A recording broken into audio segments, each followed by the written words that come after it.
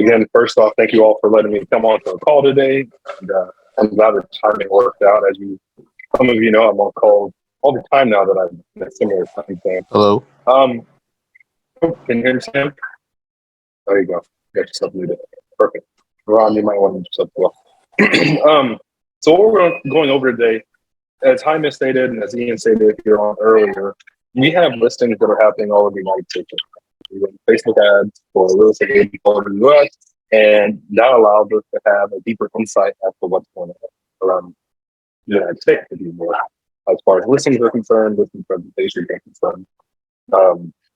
We all typically market our own market and we do business together, but we have this unique opportunity that we've never really had before in the last couple of years. And so being able to see what's going on right now just allows us to say, okay, we get to talk to agents and say, what's going on in your business? So one of the things that we want to cover today is how to actually close somebody once you get them to the table, right? Is anybody interested in hearing some of these processes? Say yes or no. Yes. A lot of the times what I think happens is we get really uptight about closing, right? And we're like, I got to have this deal. I got to feed my family. I got to do these things. And the reality is, I think the more relaxed you come off, the more interested sellers like, okay, this person doesn't need my business, but I want them and they want me. They're not showing me they want that. And it's kind of like playing coy a bit. All right. And so as you go through this process, what I want you to start thinking about is what are the things that can happen whenever you go to show your listing presentation. So whatever your listing presentation is, whether you're hey, after 30 days, I cut my listing to 2%, or after 30 days, we're bringing the price down, or after 15, whatever that is, what are the things that you think can happen at the closing table? And there are typically just three things. And we'll have people actually chime in or in the chat. What are the three things that you think or you've seen happen at the closing table? And this is interactive. That's how you say it. So I'm going to be quiet for a minute. Allow you all to chat or chime in. Again, the question is, what are the three things that can typically happen at the closing table? And by the way, this is for sellers. So just keep that in mind. This is for sellers.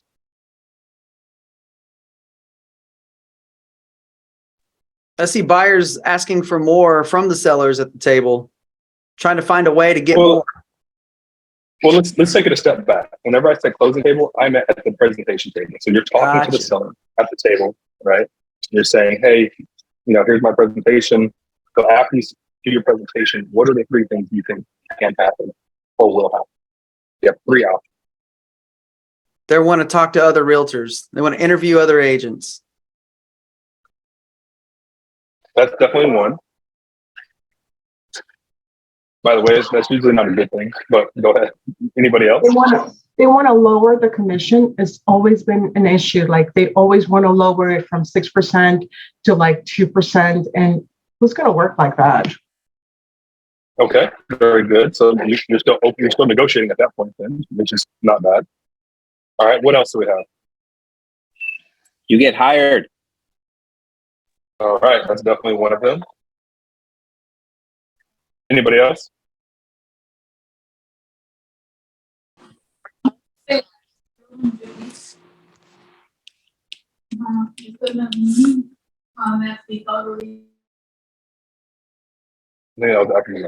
All right, so there's typically three things. Either they're going to hire you right there on the spot, they'll take my listing. They're going to decide not to work with you, or you decide not to work with them. Would everybody agree? Those are typically the things at the end of the presentation that happen. And then we have some things sprinkled in, like Carmen stated. They're going to ask for less money or whatever have you, or less commission. Or in some cases, they might ask you for a different type of situation, right? But whenever that happens, the only thing that we don't want to happen is them to tell us they don't want to work with us, right? Other than that, I'm open to make money. Is everybody else open to make money? Raise your hand if you're still open to make money, even if they say lower the commission. All right. Now, there are ways outside of that, right? Whenever they say, hey, can you lower your commission? Hey, look, I can lower my commission for you, but let's do this. If I don't do a great job after 15, 20 days, or whatever that time frame you want to put that you feel comfortable with, me, I'm a data person, I'm going to say, what are houses in this price point people are selling at? So whenever I go to the presentation, and they tell me, hey, will you take, instead of 6%, can you do 4%? I'm going to say, in my brain, I'm going to have a data point that says their house is a $500,000 house. It typically takes 15 days for that house to sell, whatever your market sells. But all things in the MLS, so it's not like you can't pull that data. And so if they say, hey, Joseph, if you can do 4%, I'll do this right now. I'll say, you know what, let's do this. I'm willing to do 4%, but I'm going to ask you to list at 6%. And after 15 days, I will lower it down to, actually, I'll do you one better. I'll lower it down to 3.5% if I don't sell your house. I might even give myself a buffer of like 5 days, right? So I'll say, so 15 days up to 20 days. Now, who agrees that it's better to have that conversation and try to get more money, right, out of the deal than lose the transaction at all, going down lower, right? I'm going to go feed my kids. I'm going to go pay my bills. I'm going to pay my mortgage, even if I got to take, whatever, 1.5% rather than taking my 3%, right? It's a much smarter situation. Now, let me be very clear. I'm going to try to get as much money as I can. And that's why I'm going to present this other offer. Now, if they say no, you know what? I'd rather go ahead and go with the 4%. Hey, Mr. Miss Seller, I'm here for you. I'm going to do that for you. What I ask you to do is, are you going to go buy a new house in our city? Yes. Great. Can we sign a buyer contract right now that says I will be the person representing you? If you do that for me right now, I will certainly take that 4% deal. How does that sound? Okay. So all we're doing, we take those three options. They either say I'm not going to work with you. I am going to work with you, but at a discount. Or, hey, you know what, Mr. and Mrs. Seller, you also want $300,000 worth of house worth. You're not a good. So the only option that we want is the middle option. They say they want to work with us, and we agree to work with them, and now we're negotiating, right? I think what happens to a lot of people is they get into the situation where they are putting their egos in place, right, in front of the deal, rather than letting the deal take place, right? A lot of people have been taught never take less than 3%. That's not how we do it. You know who tells you that? People who don't pay your bill, right? Those people tell you, don't take less than 3%. And I'm here to tell you, you taking less than 3% does not diminish you as a business person, right? It actually makes you smarter, because now if you put that other place in deal, or in that other deal in place where you're saying, as long as you sign this buyer contract right now to work with me, because you don't pay me from this buyer deal, the actual whoever's listing the house pays me, then we can work together. I'll make your money. We'll make sure you get paid. I get paid. Everybody's taken care of. We're all happy. How's that sound? You can't be afraid to say these things because you're in business, right? Again, your fiduciary duty is today. And so if they say, can you do this for me? Those are the options that I would take. All right, I'm going to open up the questions because I can talk for days. Because I love this stuff. But questions, thoughts, comments, concerns, anything.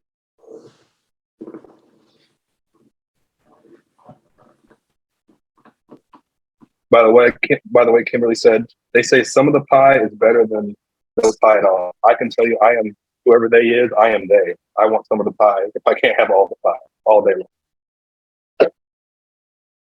Yeah, and Kimberly sells a lot of houses. There you go. What do you guys and gals think of this strategy?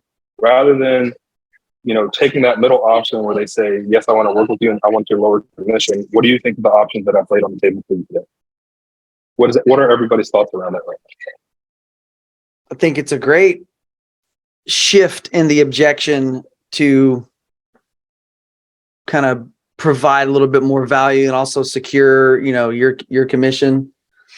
I can't wait for you what you have to say next to further handle objections, kind of how you position your agents with their unique value proposition of, why they should sell their property at a 6% commission.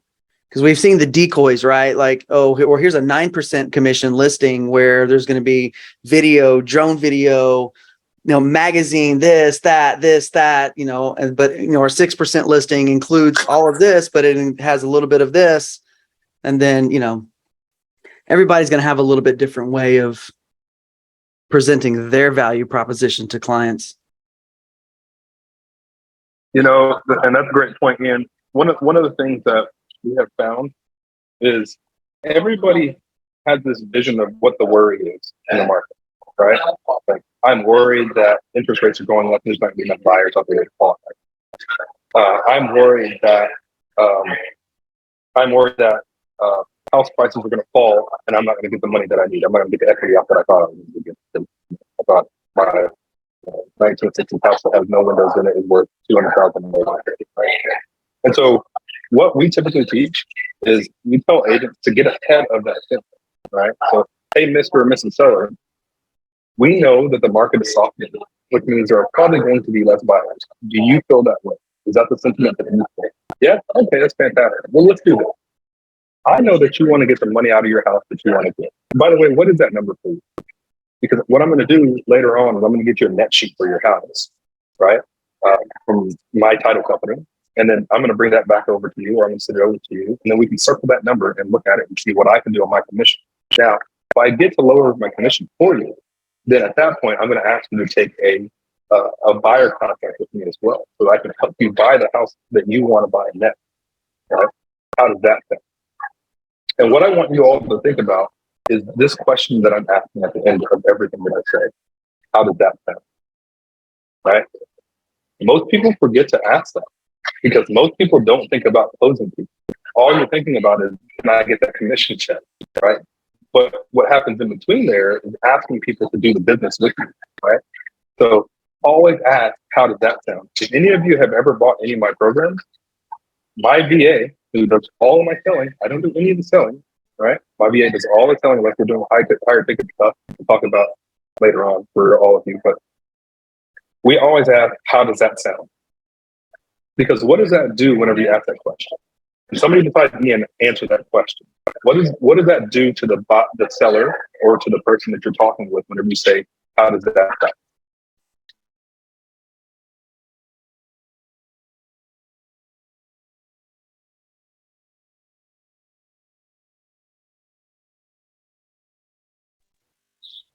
Well, it's not a yes or no question. So there they have to defend their position in a way.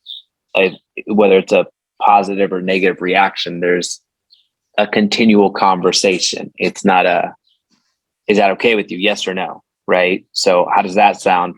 With the word how, you have to elaborate, you have to explain. Very good. So what just happened whenever I asked the question for somebody else other than you to say that? Everybody on this call for a split second got nervous. Yes, raise your hand if you were like, oh shit, this is going to make me talk. I'm going to call your name. Or you started thinking, you know what, I better answer this question. I think I can answer it, right? Those are the two things that typically happen. However, if it's you and a husband or wife, or a wife and a husband, or if the divorce is one or the other, or they're a single person, it's you and somebody else across the table. You already made your statement, which is the question. Now it's their turn. So they're either going to sit there and stare at you really dumb, or they're going to tell you what they want to happen, right? And that's all you're waiting for, is for them to tell you what they want to happen. As soon as they tell you what they want to happen, your job is to make sure whatever they want to happen happens, right? And you make sure you secure their feelings that you are the person that can make it. And 9 times out of 10, if you can do that, you walk away with a listing. Whether it's a 2%, 3%, whatever that number is, you're going to walk away with a listing, right? Unless they just absolutely don't like it. If they personal people don't like it for whatever reason, right? So that is typically why we ask. It's harder for us because we do it on texting, but if you're in person, it is so much damn harder for the person on the other side to not do it, right? How does that sound? Right? It's really interesting, especially on the sales call. Whenever I get on sales call, I ask that question, and the other person just crumbles and tells me everything that I need to hear to get them to look. Right? So if there's one thing to take away from this call, it's that question. How does that sound?